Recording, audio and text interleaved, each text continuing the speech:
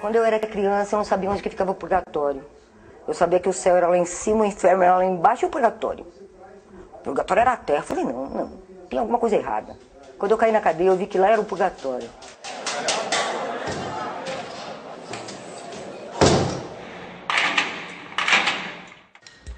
Olá, boa noite. Uma nação de encarcerados. Sem uma política de recuperação de presos e penas alternativas que poderiam aliviar a superlotação nos presídios, o Brasil registra a marca de 715 mil detentos. Números que colocam o país entre as 4 maiores populações carcerárias do mundo, atrás apenas dos Estados Unidos, China e Rússia. Na contramão de países como a Suécia, que fecharam presídios por falta de infratores, o número de presos no Brasil cresce em média 20% ao ano, segundo o Ministério da Justiça. Se continuar nesse ritmo, o país atingirá até 2022 a marca de 1 milhão de presos encarcerados. No Documento Verdade de hoje, vamos mostrar a rotina atrás das grades. A vida dentro e depois da prisão. A saga de quem comete delitos, paga a pena, mas não consegue se reintegrar à sociedade. 70% dos detentos voltam ao mundo do crime. Exclusivo. O Documento Verdade ficou frente a frente com um dos mais temidos matadores do país. Condenado a 300 anos de prisão por tráfico de drogas, formação de quadrilha, lavagem de dinheiro e assassinatos, comandou uma das maiores facções criminosas do país. Agora, em liberdade, ele revela, pela primeira vez, os bastidores do crime organizado.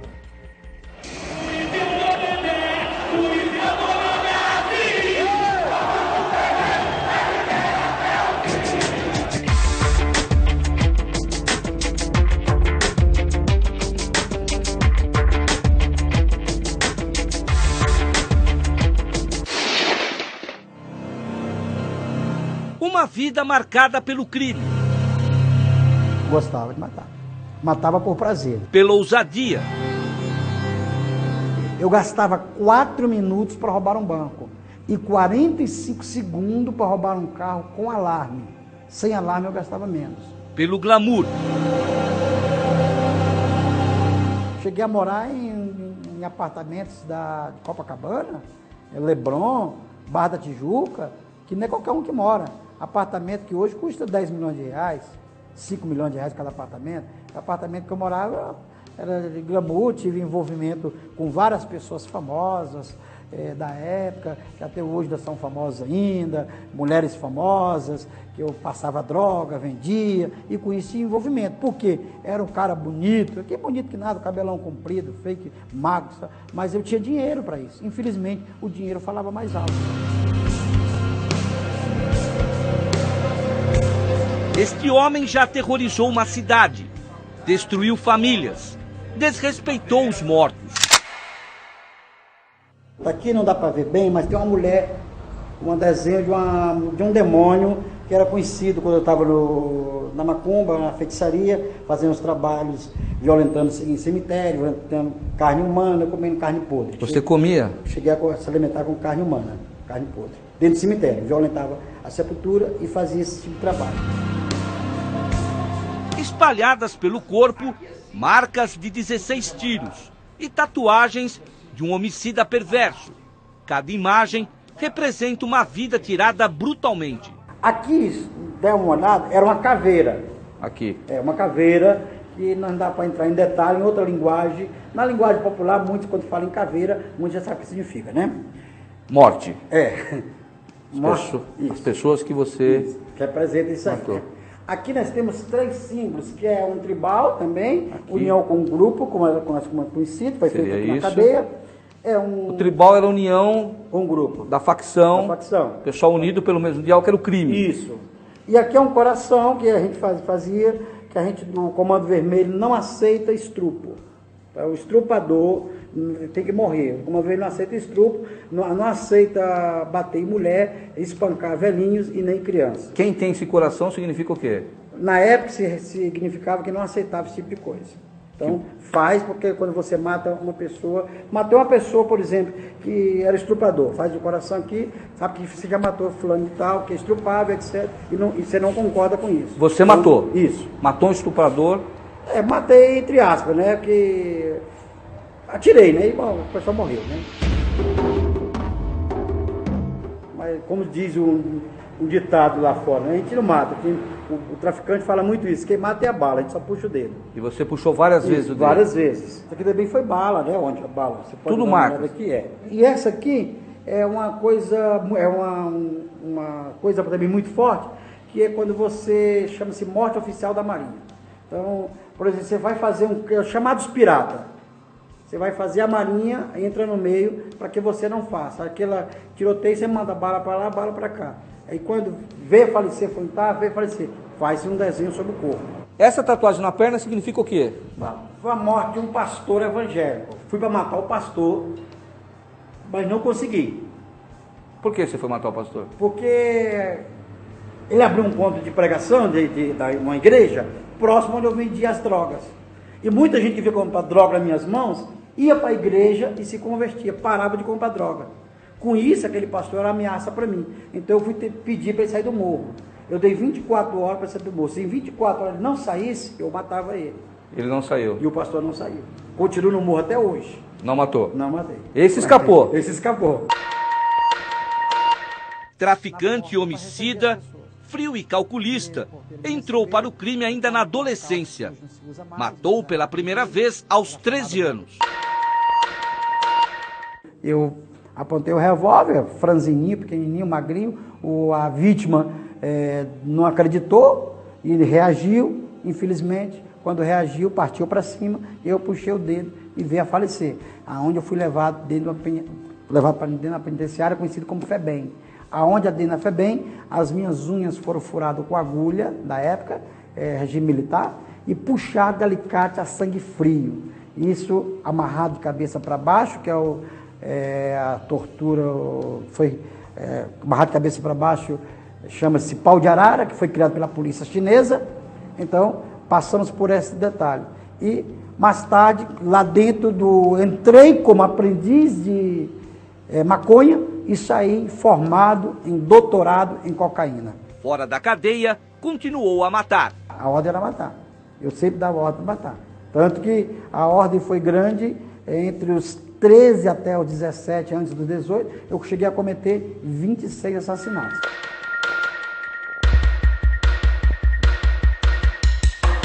Basicamente, nesse caso, é preciso ressaltar esses 4 pontos. Né? Primeiro, né, que é a exceção da exceção, indivíduos dessa natureza são portadores de alta periculosidade social. Então, é raridade a recuperação. O segundo ponto é a temibilidade social. Ele é uma pessoa temível socialmente em qualquer lugar que vá e que conheçam o passado dele. O terceiro é que essas pessoas, elas dependem muito do meio social no qual elas estão inseridas. Mudadas as circunstâncias, o psiquismo muda completamente. E esse quarto elemento é como uma pessoa com tantos homicídios está, então, pouco tempo, né, de volta ao seio social. Durante uma hora, ficamos frente a frente com Aldido Dima Salles, de 52 anos, condenado a 3 séculos de prisão, passou apenas 10 anos atrás das grades, graças ao bom comportamento e o indulto presidencial, previsto na Lei de Execuções Penais. Esse tipo de benefício é publicado anualmente no período natalino, através de um decreto federal assinado pelo presidente da República. O indulto existe desde 88, quando o Brasil entrou no período democrático. Salles se beneficiou disso. Deixou o presídio de Bangu 1 pela porta da frente, disposto a continuar no crime. Quantas vezes mamãe subiu com a Bíblia na mão, no morro, eu sentado, como estou aqui agora, aqui estaria uma mesa, a balança, aqui teria 5 traficantes de lado, 5 traficantes de outro, tudo com arma na mão, tudo com arma na cintura, e eu com a minha arma aqui do lado, e o outro na cintura, vendendo as drogas. Aí fazia fila, a pessoa fazia fila, eu pesava tanto, aí paga para cá, paga para outro, jogando dinheiro aqui, e a minha mãe chegava no morro, sentava a Bíblia na minha cabeça, sai dessa vida, meu filho. E eu dizia para minha mãe, tinha um maior respeito pela minha mãe, como tem até hoje, mas o traficante, ele respeita mais a mãe do que o pai. Então eu sempre dizia para minha mãe, mãe, eu nunca vou deixar o crime. Minha mãe disse, filho, eu peço a Deus, para Deus um dia tirar você dessa vida, porque eu não fiquei 9 meses com você na barriga para você ser bandido. Um dia eu vou te ver pregando o evangelho. Eu disse para minha mãe, só se eu estiver morto, porque vivo nesta terra, eu nunca vou ser evangélico e nunca vou pregar esse Deus que ela serve, não. Por uma década, Ligeirinho, como ficou conhecido, um dos maiores assaltantes de bancos do país, comandou a principal facção criminosa do Rio de Janeiro. Para quem não sabe, o Comando Vermelho foi criado junto com presos políticos. Então foi criado ali o CV, o Comando Vermelho. Qual foi a sua participação? Eu sou o segundo homem, né? Da participação da criação, foi os estatutos. São 12 estatutos, não podemos comentar sobre os estatutos, mas são 12 estatutos. A participação fui escolhido como cabeça. Por exemplo, ele é preso hoje. Então, o Comando Vermelho tem uma cota que se reúne, cada preso paga isso aí, paga os bons advogados para tirar ele da cadeia, para não ficar. Quando ele sai, ele vai roubar para pagar o que o Comando Vermelho pagou para ele. Então, o Comando Sai da cadeia praticando crime. Praticando crime, essa é a realidade. Ele vai praticando crime e volta praticando crime. Isso quer dizer, é um caminho sem retorno. Eu sempre falo que o crime são poucas pessoas que dá para contar no dedo que entraram no mundo do crime e hoje estão com vidas. 90% já faleceram. Essa entrevista exclusiva ao documento Verdade foi negociada durante os últimos 2 meses. É a primeira vez que um dos mais temidos criminosos do país aceita falar abertamente sobre os bastidores da organização de bandidos perigosos que ajudou a fundar. Relatos que nem a polícia imaginava. Estratégias de guerrilhas que chamam a atenção pela frieza e crueldade.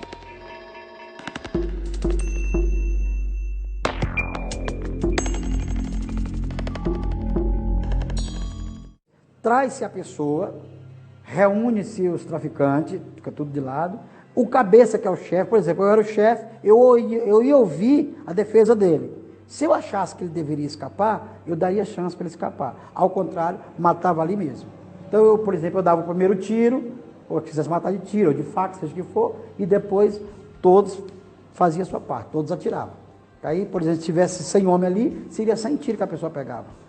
De uma vez só. Cada um dava um tiro, 2, 3, conforme a unidade de cada um. Você não tinha medo de cometer alguma injustiça?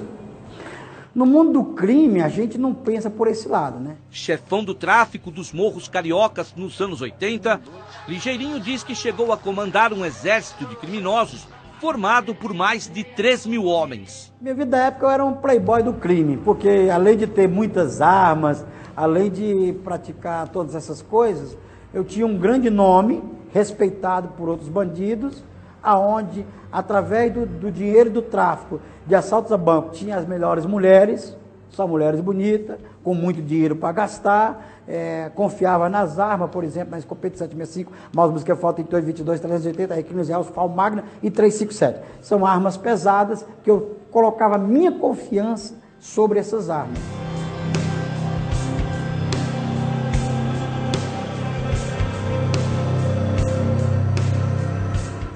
Estou falando que eu dei aula para isso. Eu atirava, jogava uma laranja para cima, antes que a laranja caísse no chão, eu acertava ela no ar. Isso não é para qualquer pessoa que acerta com 38, não. É raro, dá para contar nos dedos o tipo de gente que faz isso. Com isso, depois, uma das coisas que eu criei, que hoje é muito conhecida no Rio de Janeiro, em São Paulo, eu criei o micro-ondas. Não é esse micro-ondas que nós fazemos comida na nossa casa, não. O micro-ondas são os pneus, né? Que foi criação nossa, colocava pneu, jogava gasolina ou álcool e tocava fogo ali dentro, o pneu e tudo no indivíduo vivo. A ideia é sua? A ideia é nossa, o criador do micro-ondas. Por quê? Não patenteei, tá? Mas é o criador do micro-ondas. Porque a ideia, para ver a pessoa sofrendo. Se você chega, dá um tiro na cabeça da pessoa morre sem sofrimento. Se ele jogar álcool e queimar, você sofre muito mais. Isso você está cobrando de algo que a pessoa fez, para servir de exemplo para outros.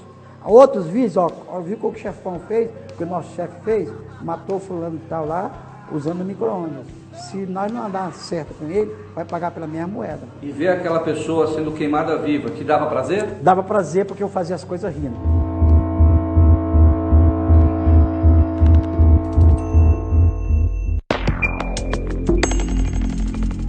Foi em Medellín, Colômbia. Eu fui para treinar, ser treinado por ele. Quando eu cheguei lá, não conhecia, a convite, lógico, foi a convite e cheguei em Medellín para ser treinado. Lá treinado em quê? Sobre a venda de cocaína, que o forte de Pablo Escobar é a droga, né? Pablo Escobar chegou a ganhar por dia cerca, não é exagero, você pode pesquisar isso aí, cerca de 60 milhões de dólares por dia com venda de droga. Foi o maior. Você aprendeu com ele? Aprendi a traficar, porque eu não sabia como é que traficava, vender a droga, aprendi a mexer com a droga, falsificar a droga. Como é que falsifica a droga? Pega a cocaína pura e você vai fazer um preparo para mexer, para aumentar. De 10 quilos você faz 50. 10 quilos de cocaína pura, você joga lá 50 quilos, para poder fazer 50, 60 quilos. Você ganha mais dinheiro com isso. Fui aprender a preparar a cocaína. Você chegava a ganhar quanto com a cocaína? Olha, traduzindo por dias de hoje, daria cerca aí de uns 700 a 800 mil reais por semana. Muito dinheiro, muito. Foi nesta época que ele diz ter construído um império. Um bens eu tinha bastante. 58 apartamentos, isso dentro do Rio de Janeiro, sem contar nas outras capitais. Mas um total de quase 700 apartamentos. Você tinha um salário, uma renda de quanto? Olha, se traduzindo por dias de hoje, daria mais de 1 milhão por mês. Daria uns 3 a 4 milhões por mês. Isso você ganhava com crime? Com crime. Em 85, Ligeirinho ficou conhecido no país por arquitetar a fuga do maior traficante de cocaína do Rio de Janeiro na época, José dos Reis Ensina, vulgo Escadinha. Foi resgatado de forma cinematográfica da antiga penitenciária de Ilha Grande. A 500 metros da guarda do presídio, um helicóptero pousou no pátio interno e recolheu o criminoso. Ligeirinho estava lá. A fuga foi planejada na virada de ano. Eu não vou entrar em detalhes, mas vou falar, mas não vou entrar em detalhes. Quando fizemos a fuga, isso aí está na imprensa do Brasil todo, não é história minha, que nós estávamos pousando a aeronave para tirar o Escadinha de lá, faltou energia, né? Mas foi só fazer a fuga, a energia voltou. Aí também é sorte, né? A gente não pode saber porque a energia faltou e chegou ao mesmo tempo. Foi o plano de vocês? Que eu saiba, não. Quando nós bolamos, mas vai dar certo? Tem que dar, porque nunca houve isso. A polícia não esperava que um helicóptero, uma aeronave, baixasse a penitenciária e não preso. Não passava na cabeça dos policiais, da justiça brasileira, ninguém imaginava. Hoje, já há uma proteção dentro da penitenciária. Por exemplo, a polícia está se preparando aqui para fazer isso, quando ele se preparou, o bandido já está preparado. Essa é a realidade.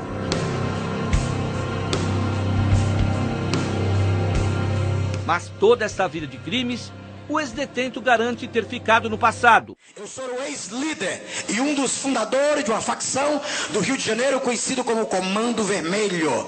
E fui condenado pela justiça brasileira a 300 anos e 6 meses de cadeia. Condenado por um total de 76 assassinatos, 15 assaltos a bancos, tráfico de droga, formação de quadrilha e crime organizado. Trago no meu corpo 16 perfurações de bala e hoje sou livre para fazer a vontade de Deus. Aleluia! Você crê em milagre? De assassino frio e calculista a missionário na periferia da zona sul de São Paulo.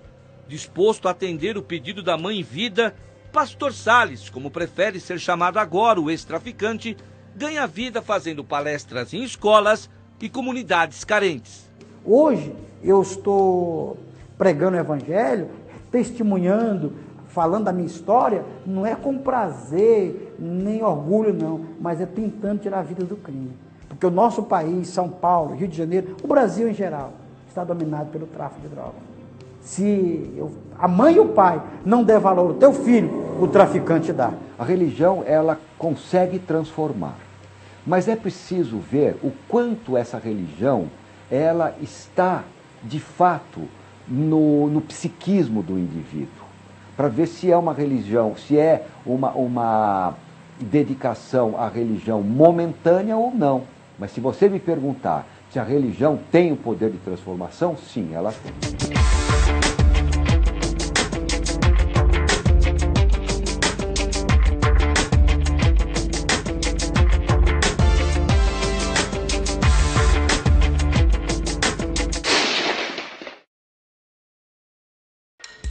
E você vai ver agora como foi essa transformação.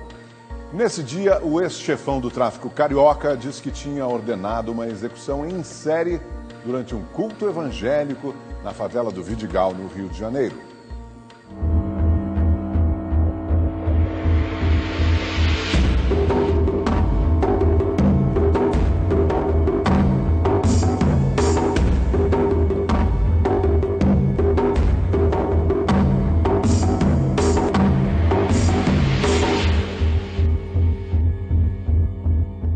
Dez fica na porta principal e 10 entra comigo.